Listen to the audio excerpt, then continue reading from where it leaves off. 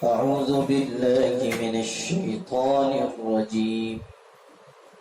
بسم الله الرحمن الرحيم. يوم لا ينفع مال ولا بنون إلا من أتى الله بقلب سليم.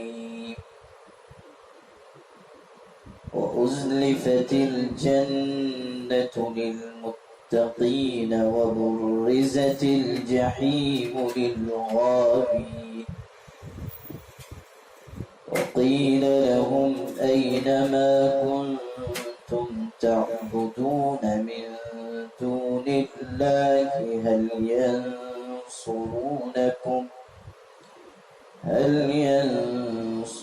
ينصرونكم أو ينتصرون فكبكبوا فيها هم والغاوون وجنود إبليس أجمعون قالوا وهم فيها يختصمون تالله إن كنا لفي ضلال مبين إذ نسويكم برب العالمين وما أضلنا إلا المجرمون فما لنا من شافعين ولا صديق حميم. پناہ پکڑتا ہوں میں اللہ کی شیطان مردود سے. اللہ کے نام سے شروع کرتا ہوں جو بے حد مہربان بار بار رحم کرنے والا ہے. جس دن نہ تو کوئی مال کام آئے گا اور نہ بیٹے، مگر جو شخص اللہ کے پاس تندرست دل لے کر آئے.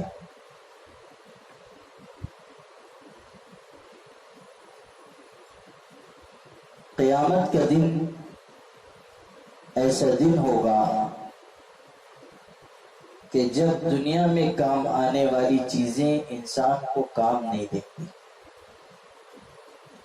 دنیا میں مال کام آتا ہے،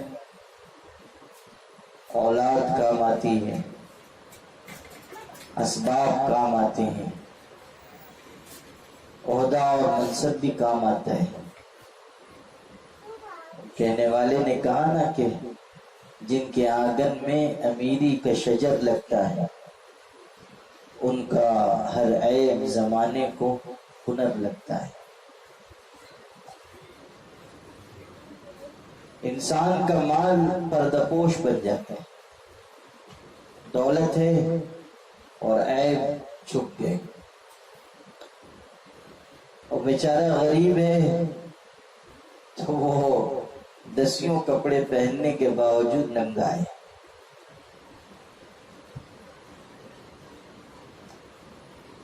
امیر شہر کے ارماں ابھی کہاں نکلے، امیر شہر کے ارماں ابھی کہاں نکلے، غریب شہر کے تن پہ لباس باقی ہے.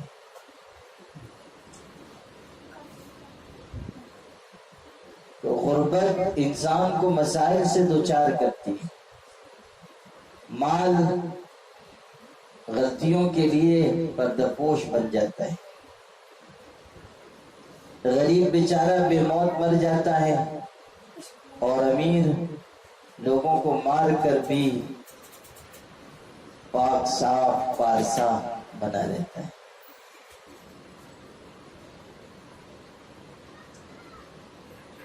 آپ دنیا میں دیکھیے کہ کتنے مالدار منصبدار ایسے ہیں جو دعویدار ہیں، لیکن قانون کی رسائی اور پولیس اور فوج کی پہنچ ان تک نہیں ہے. چونکہ ان کے ہاتھ لمبے ہیں اس لیے بچے ہوئے ہیں.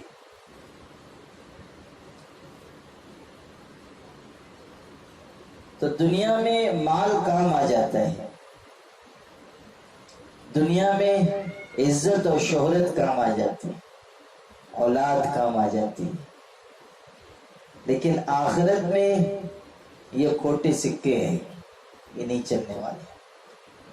بار بار قرآن میں بتایا گیا کہ قیامت کے دن مال، اسباب، اولاد، عزت، شہرت، عہدہ، منصب یہ کام نہیں آئے گا۔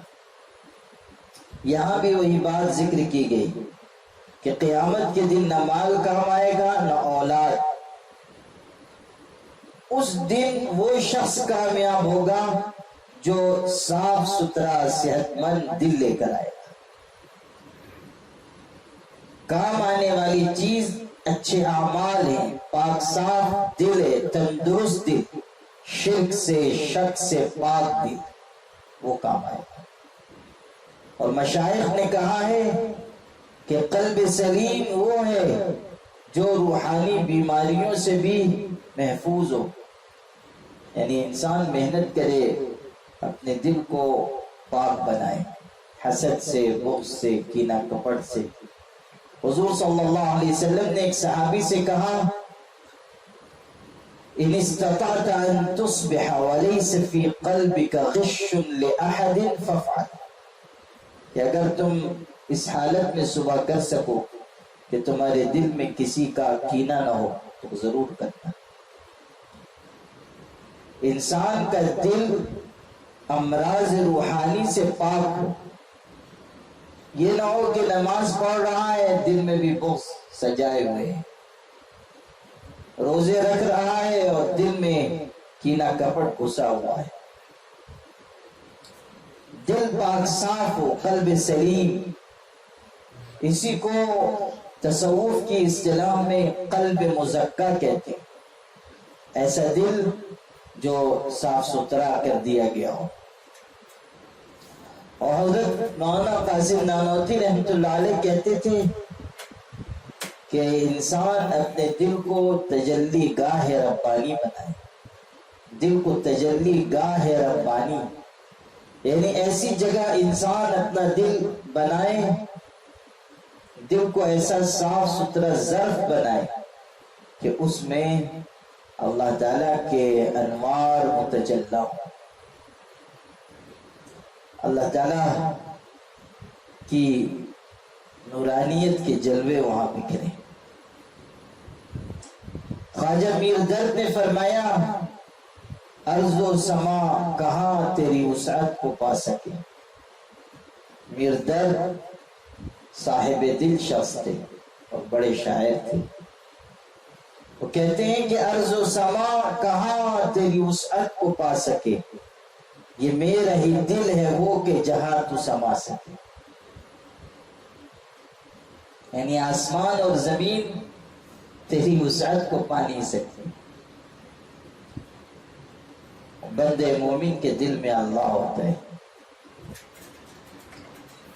وہ کیسی خوبصورت بات کہی کہ ارض و سما کہاں تیری وسعت کو پا سکے، یہ میرا ہی دل ہے وہ کہ جہاں تو سما سکے۔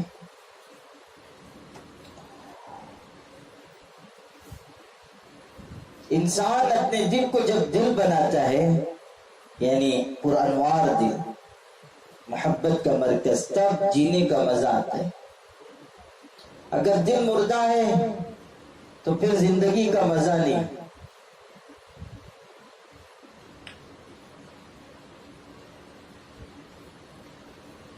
اقبال نے کہا نا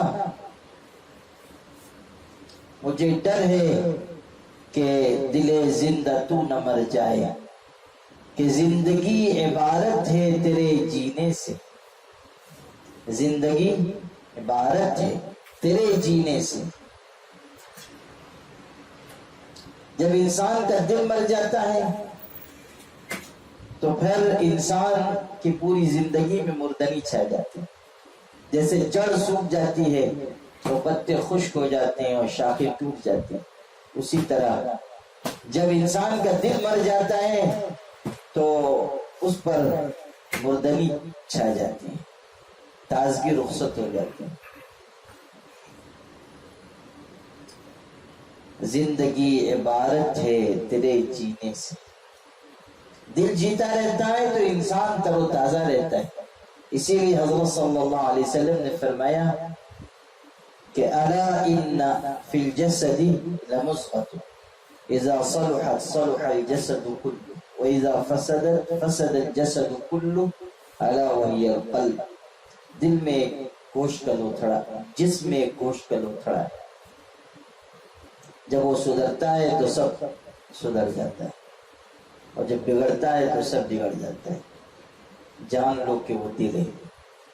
دل کے بناؤ پر ساری چیزوں کا بناؤ ہے، اور دل کے بگاڑ پر پورے جسم کا بگاڑ ہے.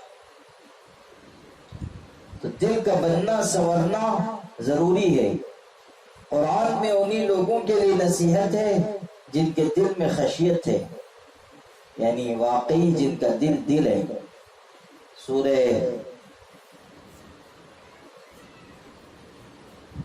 قاف میں ارشاد ہوا ان فی ذالک لذکریٰ لمن کان لہ قلب.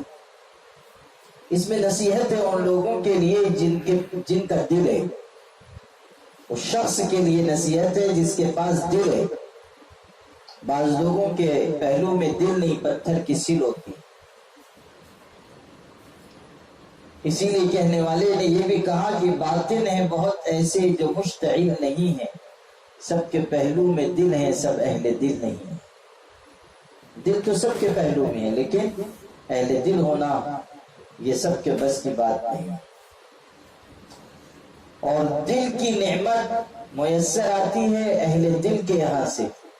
یعنی دل بنے گا اللہ والوں کی صحبت میں، اللہ والوں کی تربیت میں. اور بنا ہوا دل انسان کی کامیابی کا ذریعہ ہے. وَأُزْلِفَتِ الْجَنَّةُ لِلْمُتَّقِينَ.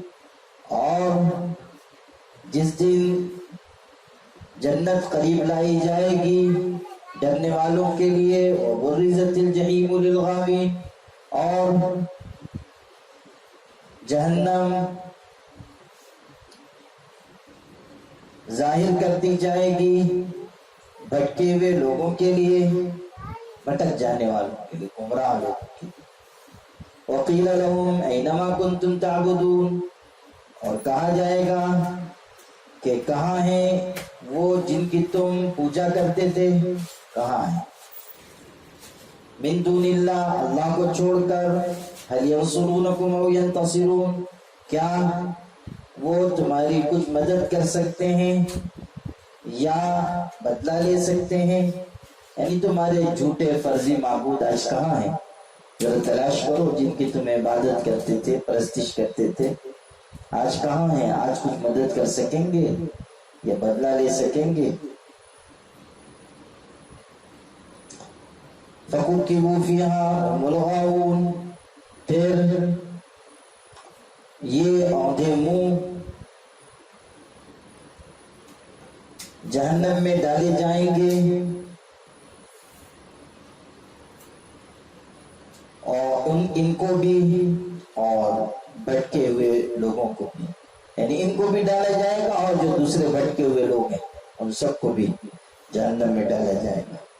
وجنود ابلیس اجمعون. اور ابلیس کے لشکروں کو، سب کے سب کو، یہ جو آج سب کو بہکانے کا کام کر رہے ہیں، سب کو امیدیں دلا رہے ہیں، سب کو نافرمانی اور غلط کام کی دعوت دے رہے ہیں، یہ سب جہنم کی آگ کا ایندھن بنیں گے. قالوا وهم فيها يختصمون.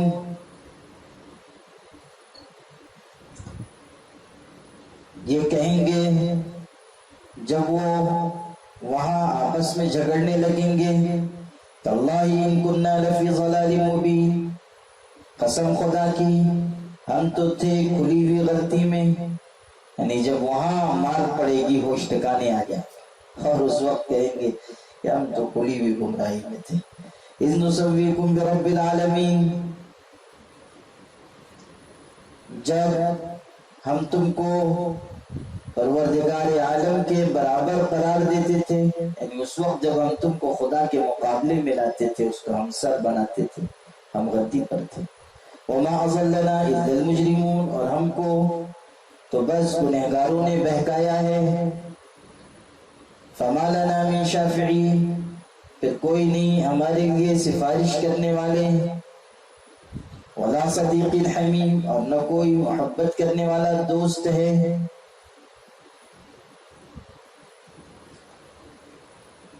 قیامت کے دن کافروں مشرکوں کے لیے کوئی سفارشی نہیں ہوگا اور نہ ان کا کوئی دوست ہوگا۔ یہاں پر شافعین کا لفظ جمع لائے ہیں اور صدیق کا، دوست کا لفظ واحد لائے ہیں۔ قرآن مجید میں الفاظ کے استعمال ایسا کیا گیا ہے کہ جس میں بڑی حکمتیں ہیں۔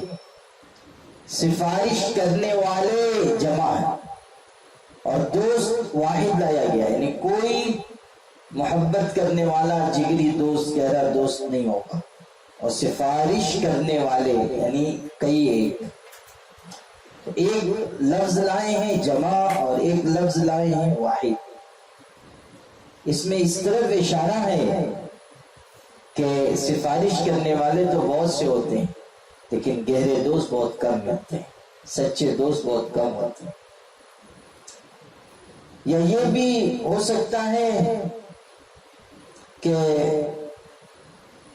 بہت سارے سفارش کرنے والے مل کر جتنی کوشش کر سکتے ہیں، ایک گہرا دوست اس سے زیادہ لگن اور جستجو کے ساتھ اپنے دوست کو بچانے کی کوشش کرتا ہے۔ گہرا دوست وہی ہوتا ہے جو انسان کے کام آئے۔ دوست وہ نہیں جو دسترخوان پر دوست ہو، دوست وہ نہیں جو مال و اسباب کی وجہ سے دوست ہے۔ وہ دوست کیا ہے؟ وہ تو مال و زر کا بندہ ہے، مفادات کا غلام ہے۔ آج کے زمانے میں گہرے سچے دوست بہت تھوڑے ہیں، باقی جو ہیں وہ سب دوستی کے نام پہ دھبا ہیں۔ جب مصیبت آتی ہے تو سب سے پہلے وہ بھاگ جاتے ہیں۔ سعدی نے کہا کہ دوست وہ ہے جو مصیبت اور پریشانی کے وقت اپنے دوست کا ہاتھ پکڑ لیتا ہے، یعنی اس کو سہارا دیتا ہے۔ دوست وہ نہیں ہوتا کہ جو مصیبت کے وقت راہ فرار اختیار کرتا ہے۔ اگر ایسا کوئی شخص ہے تو وہ دوست نہیں ہے بلکہ وہ مفاد پرست انسان ہے۔ اس لیے دوستی کرنے میں احتیاط کرنی چاہیے۔ بہت سے لوگ ہیں جہاں کسی نے دو جملے محبت کے کہے یہ پگھل کر موم ہو گئے اور یہ سمجھنے لگے کہ یہ تو ہمارا بڑا خیر خواہ ہے، ہمارا بڑا گہرا دوست ہے، حالانکہ ایسا نہیں۔ آج کے زمانے میں سچے لوگ، مخلص لوگ، دیانتدار لوگ کم ہیں۔ جو ہیں ان کی قدر کرنی چاہیے اور جو بہروپی ہیں ان سے آگاہ رہنا چاہیے۔ انسان کو سچا دوست مل جائے یہ بھی اللہ کی نعمتوں میں سے ایک نعمت ہے۔ ذوق نے کہا تھا اے ذوق کسی ہمدم دیرینہ کا ملنا بہتر ہے ملاقات مسیحا و خضر سے۔ شاعر تو ذرا مبالغہ کرتے ہی ہے، تو انہوں نے کہا کہ اے ذوق کسی ہمدم دیرینہ کا ملنا بہتر ہے ملاقات مسیحا و خضر سے۔ اللہ اکبر۔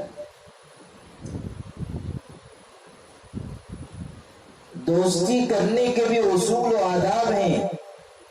دین نے جہاں ہر چیز سکھائی ہے یہ بھی سکھایا ہے کہ انسان اچھے دوستوں کا انتخاب کرے۔ المرء علی دین خلیلہ، انسان اپنے دوست کے طریقے، اس کے مذہب مسلک پر ہوتا ہے۔ اس لیے تم میں سے ہر شخص دیکھ لے کہ وہ کس سے دوستی کر رہا ہے۔ بھلے انسانوں سے دوستی کریں گے کامیاب ہوں گے۔ حضور صلی اللہ علیہ وسلم نے فرمایا ایسے شخص کو دوست بنایا جائے من ذکرکم باللہ رؤیتہ، جس کو دیکھ کر اللہ کی یاد آئے۔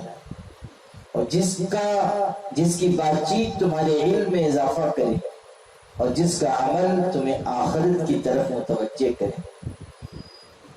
وَذَكَّرَكُمْ بِالْآخِرَةِ عَمَلُ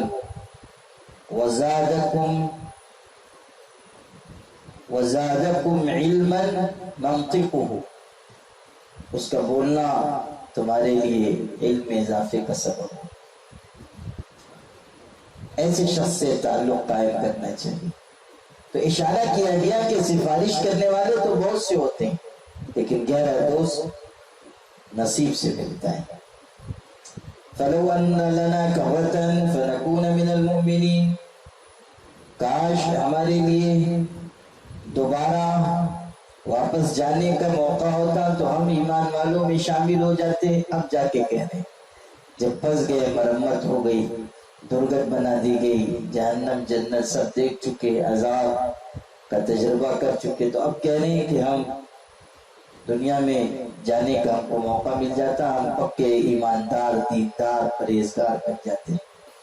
ان فی ذلک لآیہ، یقیناً اس بات میں نشانی ہے. وما کان اکثرهم مؤمنین، اور ان میں زیادہ تر لوگ ماننے والے نہیں ہیں.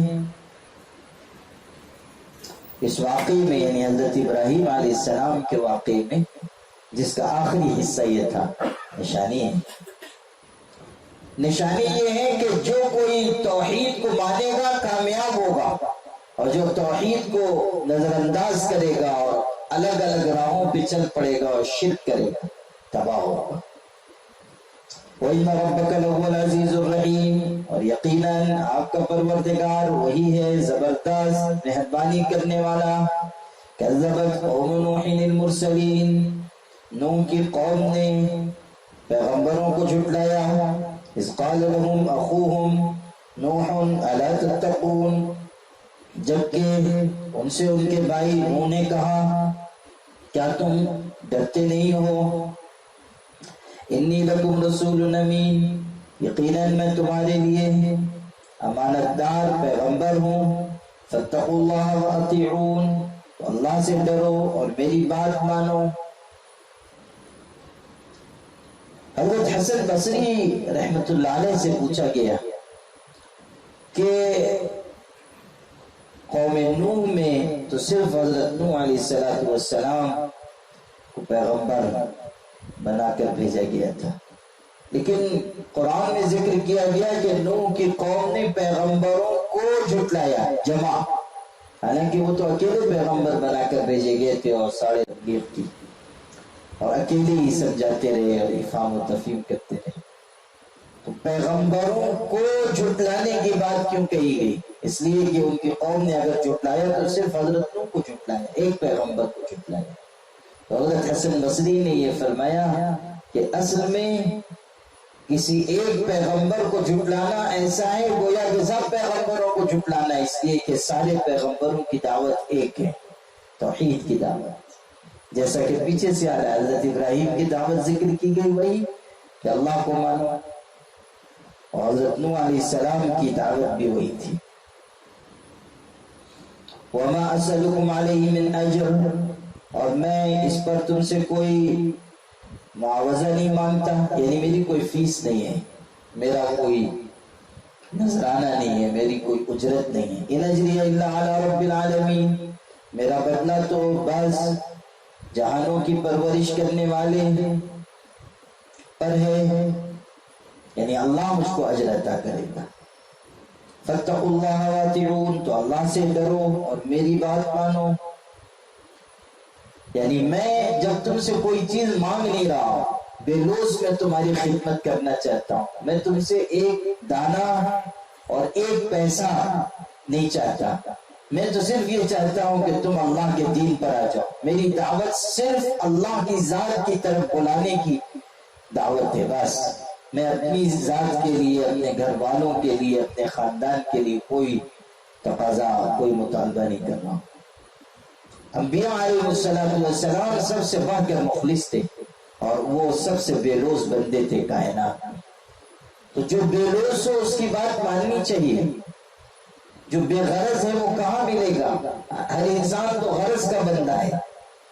بے غرض انبیاء علیہ السلام کی ہستیاں تھیں کہ جو یہ چاہتے تھے کہ انسان بچ جائے، جو یہ چاہتے تھے کہ لوگ شریف ہوں، امانت دار ہوں، ایماندار ہوں، اور وہ اس پر کوئی معاوضہ نہیں چاہتے تھے، نہ شہرت چاہتے تھے، نہ کوئی اور ان کا مقصد تھا. کامل درجے کے اخلاص ان کو حاصل تھا. بے غرض ہونا بہت بڑی بات ہے. مولانا ابوالکلام آزاد کہتے تھے کہ جو بے غرض ہوتا ہے بے پناہ ہوتا ہے. بے غرض بندہ بے پناہ ہوتا ہے، اس لیے کہ جب اس کو کوئی لالچ نہیں ہے اور کوئی مفاد اس کا نہیں ہے تو یہ اس کے اخلاص کی نشانی ہے. اور جو مخلص ہے اس کے ساتھ اللہ کی مدد ہے. مخلص کے ساتھ اللہ کی مدد ہے، اور خلوص والا کام اللہ کی مدد کے ساتھ ہوتا ہے. حکیم الامت مولانا اشرف علی تھانوی کہتے تھے، کتنا خوبصورت جملہ کہتے تھے خلوص والا کام کبھی نہیں رکتا، خلوص کا کام کبھی نہیں رکتا، اور نمائش کا کام سدا نہیں چلتا. خلوص کا کام کبھی نہیں رکتا اور نمائش کا کام سدا نہیں چلتا، کبھی نہیں چلے گا. نمائش کا کام چاہے جتنا بھی ہو کچھ دن چلے گا اور پھر بیٹھ جائے گا، اور خلوص کا کام بہت معمولی بھی ہو تو اللہ اس کو ترقی عطا کرے گا. ایک درخت کے نیچے ایک طالب علم اور ایک استاذ کے ذریعے مدرسہ شروع ہوا تھا، لیکن خلوص تھا تو اللہ نے اس کو چمکا دیا اور پوری دنیا میں اس کا فیض پہنچا دیا. دارالعلوم دیوبند کوئی عالی شان عمارت میں تھوڑی شروع ہوا تھا، ایک انار کے درخت کے نیچے ایک طالب علم تھا اور ایک استاد تھا بس. اور وہاں سے سفر شروع ہوا اور اللہ نے اس کے فیض کو مشرق مغرب میں، شمال جنوب میں ہر جگہ پہنچا دی. اور ایسے بڑے بڑے علماء پیدا ہوئے کہ جن کے علم کی روشنی کائنات کے چپے چپے میں پہنچی. یہ خلوص کی برکت ہے. بے لوث ہو کر لوگوں نے کام کیا. علامہ احمد شاہ کشمیری کس درجے کے انسان تھے، کتنے ذہین، کتنے صاحب علم. علامہ اقبال ان کے بارے میں کہتے تھے کہ اسلام کی 5 صدیوں میں اتنا بڑا عالم نہیں پیدا ہوا. 500 سال میں، یہ علامہ اقبال کہتے تھے جو خود بہت بڑے عالم تھے، جو فلسفے میں کتنا درک رکھنے والے شخص تھے اور مشرق مغرب دونوں کے علوم کے جامع تھے اور دینی اور عصری علوم دونوں کو جانتے تھے. جو ان کے لیکچر چھپے ہوئے ہیں اچھے خاصے پڑھے لکھے شخص کو دے دیجیے. یہ جو سب عصری تعلیم یافتہ لوگ گھومتے ہیں نا، اقبال اقبال کرتے پھرتے ہیں، اقبال اقبال اقبال، ان کو دے دیجئے کہ ذرا اس کو آپ پڑھ کے بتائیے کہ اقبال کیا کہنا چاہتے ہیں.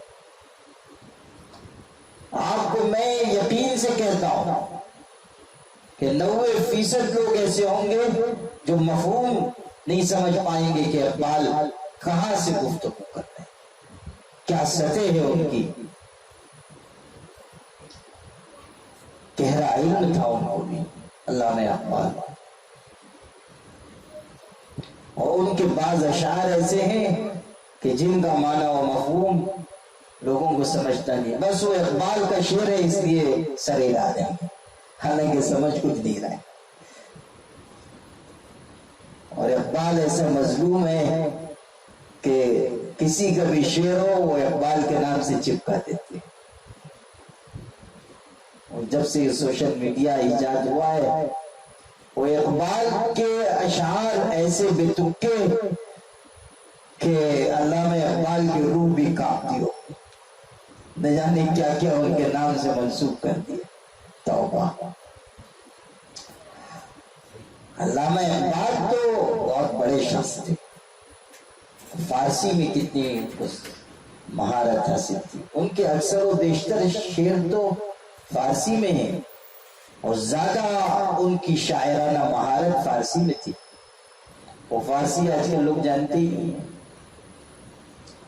کیسے خوبصورت اشعار انہوں نے کہے. تو غنی از ہر دو عالم من فقیر، عذرہائے من روز حشر پذیر، گر تمی بینی حسابم ناگزیر، از نگاہ مصطفیٰ پنہا بگیر. کہتے ہیں اللہ تو دونوں جہانوں سے بے نیاز ہے اور میں فقیر ہوں، قیامت کے دن میرے عذر قبول کر. اور اگر تو حساب لینا قیامت کے دن ضروری ہی سمجھتا ہے، اللہ تعالیٰ سے کہتے ہیں درخواست کہ اگر حساب لینا قیامت کے دن ضروری ہے تو کم از کم حضور کی نگاہ سے چھپا کر حساب لے. گر تمہیں بینی حساب ناگزیر، از نگاہ مصطفیٰ پنہا بگیر. اور اقبال کا اخلاص دیکھیے. ایک شخص تھے رمضان نام تھا ان کا، وہ بھی شاعری کرتے تھے. چھوٹے موٹے شاعر تھے، اقبال کے بڑے محبت کرنے والے. ان کو جب اقبال کی یہ رباعی پہنچی اور انہوں نے پڑھا، وہ رونے لگے اور بہت روئے، بے ہوش ہو گئے. اقبال سے بڑی محبت تھی اور دل میں عشق رسالت تھا. بہت روئے، بے ہوش ہو گئے. پھر اقبال کو خط لکھا اور یہ تحریر کیا کہ آپ کے کی یہ رباعی مجھ تک پہنچی ہے اور مجھ کو بہت پسند آئی ہے، اور میں یہ چاہتا ہوں کہ جب میں مر جاؤں تو یہ رباعی میری پیشانی پر لکھ دی جائے یا میرے کفن پر لکھ دی جائے. اس لیے آپ یہ اشعار میرے نام کر دیجئے، آپ اس پہ سے اپنا نام ہٹا دیجئے. اقبال کا اخلاص دیکھیے. خط لکھا، کہا کہ یہ رباعی آج سے آپ کی ہے، اس پر میرا کوئی حق نہیں. اور اپنے دیوان میں اس کو شائع نہیں کیا، اپنے دیوان سے اس کو نکال دیا. ایک دوسری رباعی اسی عنوان کی کہی انہوں نے اور وہ شامل ہے ان کے دیوان میں، لیکن یہ دو اشعار ان کے دیوان میں نہیں ہے. وہ اس کو دے دیے اور واقعی اس شخص نے بوقت انتقال وصیت کی اور وہ رباعی لکھی گئی اور اسی حالت میں ان کو دفن کیا گیا. تو اقبال بہت بڑے شخص تھے اور ان کی گواہی بہت بڑی گواہی ہے. اور علامہ انور شاہ کے بارے میں کہتے تھے کہ 5 صدیوں میں 500 سال میں ایسا عالم نہیں پیدا ہوا. اب سنیے جو بات میں سنانا چاہتا تھا. اتنا بڑا عالم اور اتنی زبردست قوت یادداشت رکھنے والا، اور جس کو دنیا سر آنکھوں پہ بٹھاتی تھی، اور اقبال نے بھی ان کو پیشکش کی کہ آپ آ جائیے، میرے ساتھ آپ رہیے اور آپ کے لیے ہر طرح کی سہولت ہوگی، وہ فلاں ہوگا اور ہم دونوں مل کے علم فقہ جدید لکھیں گے. ان کا منصوبہ تھا لیکن علامہ انور شاہ کشمیری نے قبول نہیں کیا. دیوبند میں پڑھاتے تھے، بغیر تنخواہ کے پڑھاتے تھے، عرصے تک شادی نہیں کی. مولانا قاسم نانوتوی کے گھر سے 2 وقت کا کھانا ملتا تھا، بس اسی پر گزر بسر تھی.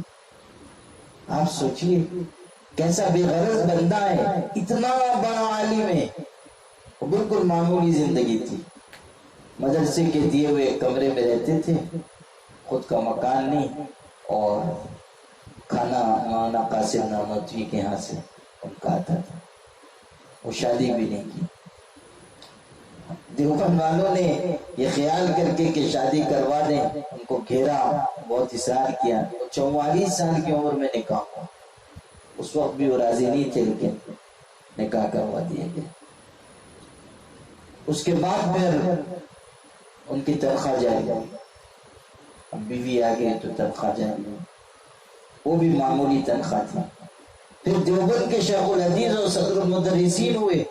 ان کے استاد شیخ الہند مولانا محمود حسن صاحب جب مالٹا قید کر دیے گئے تو یہ شیخ الحدیث ہوئے اور صدر المدرسین ہوئے.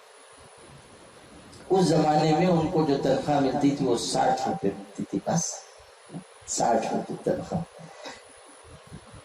ایک دفعہ حضرت درسگاہ سے نکلے، وہ ایک کلفی بیچنے والا تھا دیوبند میں، بڑے میاں تھے، وہ کلفی بیچ رہے تھے، وہ حضرت نے بلا دیا، کلفی کھائی اور شاید بچوں کو بھی کھلائی پڑھنے والے.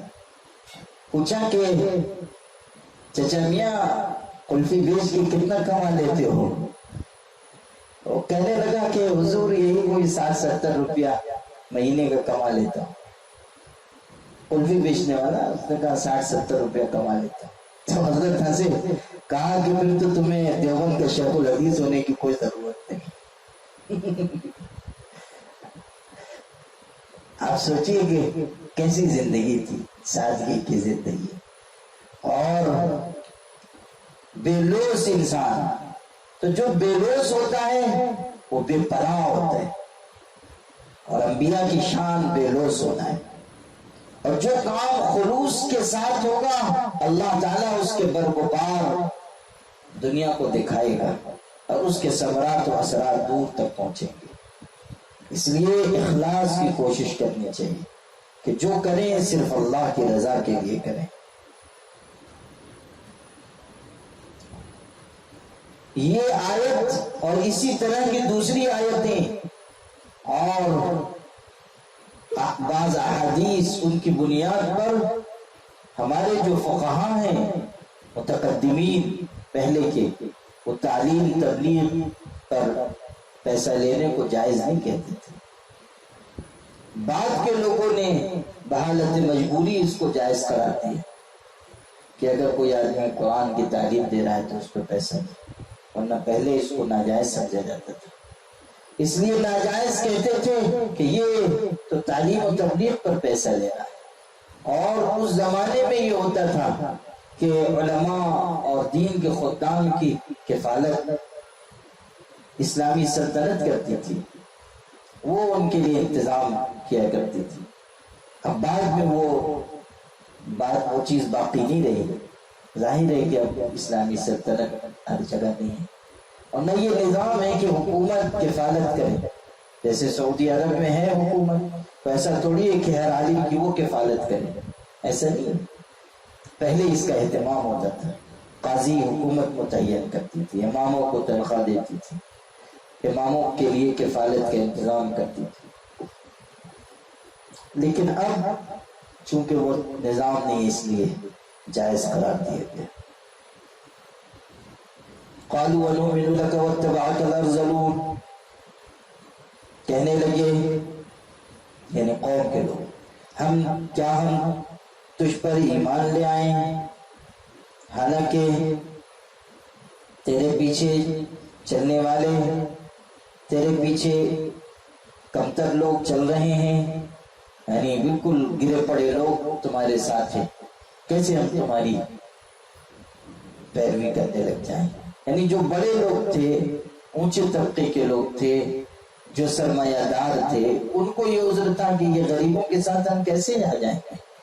وہی کبر تکبر اندر جو بت بیٹھا ہوا تھا وہ روکتا تھا کہ یہ غریب پچھڑے ہوئے لوگ، ان کے ساتھ تم شریک ہو جاؤ گے. اکبر نے کہا نا کہ جب کسی قوم کی تباہی کے دن آئے اکبر، اونچے طبقے میں ہوئے عقل کے دشمن پیدا. وہی بات ہے کہ عقل کے دشمن نہیں، سمجھ نہیں رہے ہیں کہ دعوت اگر حق ہے تو اسے قبول کرنا چاہیے، یہ نہیں دیکھنا چاہیے کہ اس کو ماننے والے لوگ کون ہیں. اور یہ تو غلط مزاج ہے کہ یہ چھوٹے ہیں اور ہم بڑے ہیں، یہ نچلے طبقے کے ہیں ہم اونچے طبقے کے ہیں. یہ تقسیم ہی غلط ہے. سب ایک ماں باپ کی اولاد ہیں. امیر غریب کا فرق اگر ہے تو کائنات کے نظام کے لیے ہے، اس لیے نہیں ہے کہ ہم لوگوں کو حقارت کی نظر سے دیکھیں. قال وما علمی بما كانوا يعملون، پیغمبر نے کہا یعنی نوح علیہ السلام، مجھے کیا علم اس کا جو کام وہ کر رہے ہیں. ان حسابهم الا على ربي لو تشعرون، یعنی یہ لوگ جو کام وہ کر رہے ہیں، جو پیشے وہ اختیار کر رہے ہیں، غریب لوگ، نچلے طبقے کے لوگ. پیغمبر نے کہا مجھے کیا جاننا اس کا جو کام وہ کر رہے ہیں، یعنی مجھے اس سے کیا مطلب؟ اگر انہوں نے صدق دل سے ایمان قبول کیا ہے بس ٹھیک ہے، وہ چاہے جو کرنے والے، اس سے کیا مطلب؟ ان کا حساب میرے پروردگار کے ذمہ ہے، اگر تم سمجھ رکھتے ہو، یعنی اگر ان کے دل میں کوئی کھوٹ ہے تو اللہ تعالیٰ دیکھے گا۔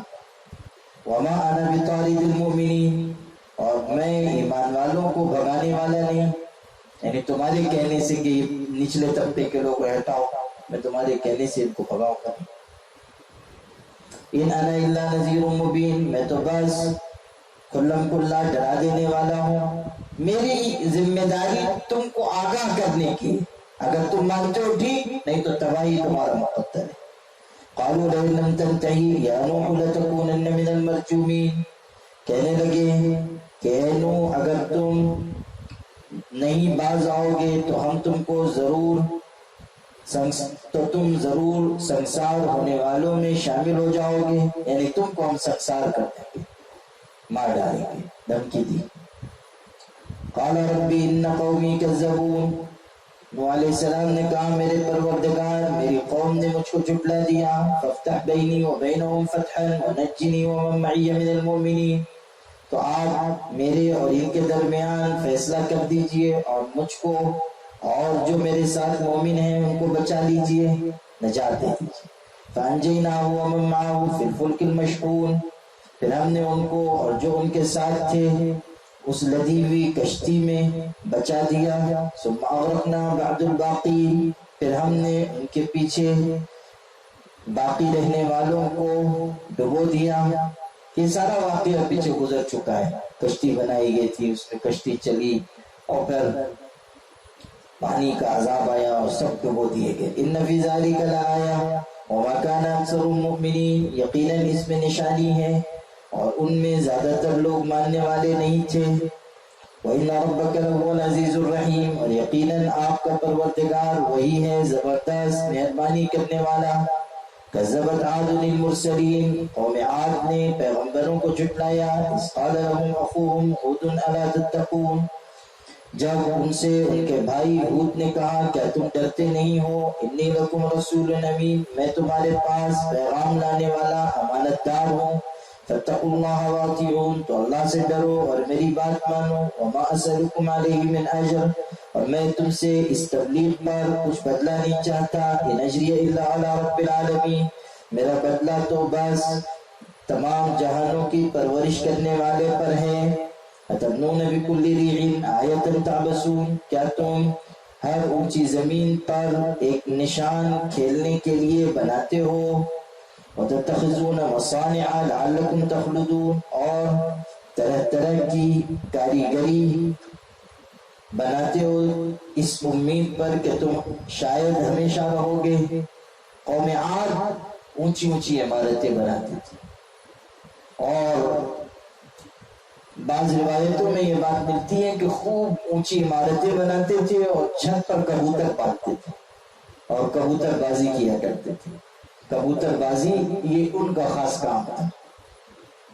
آج کل بھی بہت سے کبوتر باز ہیں، وہ ایسے ایسے کبوتر باز ہیں کہ کبوتر پہ لڑتے ہیں، کبوتر توڑ جاتا ہے، دوسرے کا خون کر دیتے ہیں، آپس میں لڑ لڑ کے مرتے ہیں۔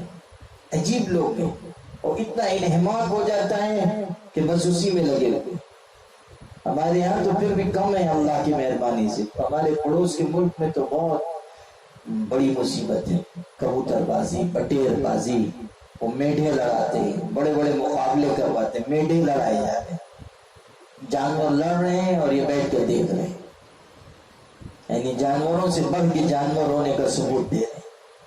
وہ لڑا رہے ہیں، اس پہ رقمیں لگاتے ہیں، شرطیں اور پیسے، جوا کھیل رہے ہیں۔ بٹیر کی لڑائی، مرغے کی لڑائی اور کبوتروں کی اڑان کے کھیل، یہ سب لہو لعب ہے۔ شرعی حد میں رہتے ہوئے بعض جانوروں کے پالنے کی گنجائش ہے، اس میں کوئی شبہ نہیں، لیکن جوا کھیلنا اور جانوروں کو خام خواہ لڑانا اور اس لہو العیب اور کھیل تماشے میں اوقات عزیز زندگی کے صرف کرنا، اس کی کیا گنجائش ہے؟ تو قوم عاد جو ہے وہ بڑی بڑی عمارتیں بناتے تھے اور اس کے اوپر برج بناتے تھے اور اس پہ کبوتر پالتے تھے ایک دم بلندی پر، پھر وہاں سے کبوتروں کو اڑاتے تھے، وہ کبوتر بازی ان کا مشغلہ، اور بڑی بڑی عمارتیں طرح طرح کی کاریگری کے ساتھ تیار کرتے تھے۔ تتخذون مصانع، چونکہ بہت اونچے پورے لوگ تھے، بہت اونچے اونچے تھے۔ قرآن میں کہا گیا أَلَمْ تَرَ كَيْفَ فَعَلَ رَبُّكَ بِعَادٍ إِرَمَ ذَاتِ الْعِمَادِ الَّتِي لَمْ يُخْلَقْ مِثْلُهَا فِي الْبِلَادِ، ان کی طرح کی کوئی قوم پیدا نہیں ہوئی، اتنے اونچے اونچے لمبے قد کے تھے۔ جب عذاب آیا تو ایسے پڑے ہوئے تھے كَأَنَّهُمْ أَعْجَازُ نَخْلٍ مُنقَعِرٍ، ایسے تھے جیسے کھجور کے اکھڑے ہوئے تنے۔ ہوا کا عذاب آیا، اس نے اٹھا اٹھا کے پٹخا، تو جب پٹخے ہوئے پڑے تھے مرے ہوئے، وہ کھجور کے تنوں کی طرح، یعنی لمبے قد و قامت میں، بہت اونچے اونچے، کا فائدہ اٹھا کر بڑی بڑی عمارتیں بناتے تھے اور طرح طرح کی کاریگری کرتے تھے۔ جو آثار اور نشانات ان کی عمارتوں کے ملے ہیں ان کو دیکھ کر عقلیں حیران رہ جاتی، کیسے زبردست مکانات اور ایسی فن کاریگری، ایسا فن کاریگری اس زمانے میں۔ تو یہ ان کی غلط حرکت تھی کہ دنیا کی چیزوں میں لگے ہوئے تھے، دنیا ان پر غالب آ گئی۔ مفسرین نے یہ بات لکھی ہے کہ اس آیت سے یہ بھی پتہ چلا کہ بڑی بڑی عمارتیں نہیں بنانی چاہیے، یہ ہلاک ہونے والوں کا طریقہ ہے۔ قوم عاد تو معذب قوم ہے، اس کا طریقہ ہے کہ اونچی اونچی عمارتیں بناتے تھے۔ حضور صلی اللہ علیہ وسلم نے ارشاد فرمایا کہ بس ضرورت کے مطابق مکان بننا چاہیے، اس سے زائد جو مال مکان پر خرچ ہوگا اس میں کوئی خیر نہیں۔ یہ الفاظ ہیں حدیث کے، کوئی بھلائی نہیں ہے اس عمارت میں جو ضرورت سے زائد تعمیر کی جائے۔ یہ جو بنگلے بنائے جا رہے ہیں ہمارے یہاں، رہنے والے کتنے ہیں؟ پتہ چلا کہ میاں بیوی ہیں اور 2 بچے ہیں، اور مکان کتنا بڑا ہے تو پتہ چلا کہ 50 کمرے ہیں، 30 کمرے ہیں اور 20 کمرے۔ کیا ضرورت ہے؟ ضرورت سے زائد مکان کی تعمیر نہیں ہونی چاہیے، بس اتنا مکان ہو کشادہ کہ آدمی سہولت سے رہ لے، کوئی مہمان آئے تو اس کو ٹھہرانے کی تنگی نہ ہو، اس کافی۔ ضرورت سے زائد پیسہ ضرورت سے زائد مال عمارت پہ خرچ کرنا غلط ہے۔ حضور صلی اللہ علیہ وسلم تشریف لے گئے، صحابہ کے ساتھ گزر رہے تھے، دیکھا ایک عمارت پہ گنبد بنا ہوا۔ آپ نے پوچھا یہ کس کا ہے؟ اور لوگوں نے بتایا فلاں شخص کا ہے۔ آپ نے ارشاد فرمایا ضرورت سے زائد مکان نہیں ہونا چاہیے۔ آپ چلے گئے، ان کو بلایا نہیں آپ نے، آپ اپنے کام سے گئے، واپس آ گئے۔ چند دن کے بعد وہ انصاری صحابی تھے، آئے ملنے کے لیے، حضرت سے ملاقات کی، حضرت نے چہرہ پھیر دیا، پھر انہوں نے کوشش کی مگر حضرت نے بات نہیں کرتا، چہرہ پھیر دیا، ناراضگی کا اظہار کی۔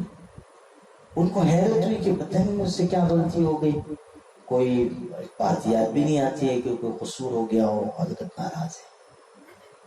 تو دوسروں سے انہوں نے پوچھا کہ کیا حضرت کو ناراضگی کی بات معلوم ہوئی؟ تو لوگوں نے کہا کہ ایک دن حضرت تشریف لے گئے تھے، آپ کا مکان دیکھا اور ناراضگی محسوس ہوئی۔ وہ فوراً گئے اور انہوں نے جا کر وہ گنبد توڑ دیا جو ضرورت سے زائد حصہ تھا، گرا دیا۔ اور اخلاص ان کا دیکھیے، آگر حضرت کو خبر بھی نہیں کی کہ وہ جو گنبد تھا وہ میں نے ختم کر دیا۔ حضور صلی اللہ علیہ وسلم پھر نکلے کسی دن، وہ آپ نے دیکھا وہ گنبد نہیں نظر آیا، تو آپ نے پوچھا کہ کیا ہوا؟ لوگوں نے کہا کہ حضرت آپ نے ناراضگی کا اظہار کیا تھا اور انہوں نے اس کو توڑ دیا۔ یہ صحابہ کی شان تھی۔ آج طرح طرح کی باتیں صحابہ کے بارے میں لوگ کرتے ہیں، حالانکہ صحابہ کا مقام کتنا اونچا مقام ہے، اور ان کے اندر عمل کا کیسے جذبہ تھا اور حضور سے کیسا تعلق تھا۔ تھوڑی سی ناراضگی بھی حضرت کی ان کو برداشت نہیں تھی، یہ ان کے ایمان کی پختگی تھی۔ تو اس سے پتہ چلا کہ اونچی اونچی عمارتیں یہ ٹھیک نہیں ہے۔ اور یہ جو بات کہی لعلکم تخلدون، اس میں بھی بڑا سبق ہے کہ شاید تم ہمیشہ رہو گے، یعنی امید ہے تم کو ہمیشہ جیو گے۔ یہ لمبی لمبی امیدیں قائم کرنا یہ تباہی ہے۔ لمبی امید انسان کو عمل سے روک دیتی ہے۔ جو لمبی لمبی امیدوں میں پڑے گا وہ اعمال سے غافل ہو جائے گا۔ قرآن میں کہا یعدہم ویمنیہم، شیطان وعدے کرتا ہے اور امیدوں میں لگاتا ہے، یمنیہم امیدوں میں لگاتا ہے۔ وما یعدہم الشیطان الا غرورا، اور شیطان کے سارے وعدے چھوٹے ہیں، دھوکہ ہے بس، لیکن وہ امیدوں میں لگاتا ہے۔ زندگی چھوٹی سی ہے اور وہ پتہ نہیں کہاں تک کی منصوبہ بندی انسان کو سکھاتا ہے، اور لمبی امیدوں میں انسان پڑھ کر اپنی عاقبت برباد کرتا ہے۔ تو لعلکم تخلدون میں اشارہ ہے۔ وَإِذَا بَطَشْتُمْ بَطَشْتُمْ جَبَّارِينَ، اور جب ہاتھ ڈالتے ہو تو ظلم اور جبر کرتے ہوئے ہاتھ ڈالتے ہو۔ ان لوگوں کا کو چونکہ طاقت و قوت دی گئی تھی، اس لیے کمزوروں پر، بے بسوں پر ظلم ڈھاتے تھے۔ وَاتَّقُوا الَّذِي أَمَدَّكُم بِمَا تَعْلَمُونَ، اور ڈرو اس سے جس نے تم کو وہ چیزیں دی ہیں جو تم جانتے ہو۔ أَمَدَّكُم بِأَنْعَامٍ وَبَنِينَ، تمہیں اس نے پہنچایا چوپائے اور بیٹے، اللہ نے تم کو چوپائے مویشی جانور عطا کیے، بیٹے دیے۔ وجنات وعیون، اور باغات اور چشمے۔ انی اخاف علیکم عذاب یوم عظیم، میں تم پر ایک بڑے دن کی آفت سے ڈرتا ہوں۔ قالوا سواء علینا اوعظت ام لم تکن من الواعظین، قوم کے لوگوں نے کہا ہمارے لیے برابر ہے کہ آپ ہمیں نصیحت کریں یا نصیحت کرنے والوں میں شامل نہ ہو۔ ان ھذا الا خلق الاولین، اور یہ تو بس اگلے لوگوں کی، یہ باتیں تو بس اگلے لوگوں کی عادت ہے۔ وما نحن بمعذبین، اور ہمیں عذاب نہیں ہوگا۔ پیغمبر کہتے تھے کہ نہیں مانو گے عذاب آئے گا، یہ کہہ رہے ہیں کہ نہیں ہم کو عذاب نہیں ہوگا۔ فکذبوا فاہلکناہم، پھر انہوں نے جھٹلایا تو ہم نے ان کو غارت کر دیا، ان پر سخت آندھی بھیجی گئی۔ سخرھا علیہم سبع لیال وثمانیۃ ایام، 7 رات اور 8 دن تک وہ آندھی ان کے اوپر مسلط رہی، اور جب وہ ختم ہوئی تو سب تباہ و برباد ہو چکے تھے۔ سورہ زاریات میں تو کہا کہ ما تذر من شیء اتت علیہ الا جعلته کالرمیم، کہ وہ آندھی جس چیز پر گزرتی تھی اس کو وہ سیدھا ہڈی کی طرح چورا چور کر دیتی تھی، یعنی ایسی خطرناک آندھی تھی جس چیز پر سے گزرتی تھی، جیسے ہڈی بہت پرانی ہو چکی ہو، اگر آپ اس کو اٹھائیں گے تو بالکل ریت کی طرح ہو جاتی، اس طرح اس آندھی نے سب کو تباہ و برباد کر دی، اور 7 رات اور 8 دن تک وہ آندھی مسلط رہی۔ اور جب ختم ہوئی آندھی تو اس کی منظر کشی کی کہ وہ سارے کے سارے تباہ و برباد ہو گئے، اور ایسے پڑے تھے گویا کہ کھجور کے اکھڑے ہوئے تنے، کوئی باقی نہیں بچا۔ ان فی ذلک لآیہ، یقیناً اس میں نشانی ہے۔ وما کان اکثر المؤمنین، اور ان میں زیادہ تر لوگ ماننے والے نہیں تھے۔ وان ربک لہو العزیز الرحیم، اور آپ کا پروردگار وہی ہے زبردست مہربانی کرنے والا۔ بارک اللہ لی ولکم فی القرآن العظیم، ونفعنی وإیاکم بالآیات والذکر الحکیم، انہ تعالی جواد کریم ملک بر رؤوف۔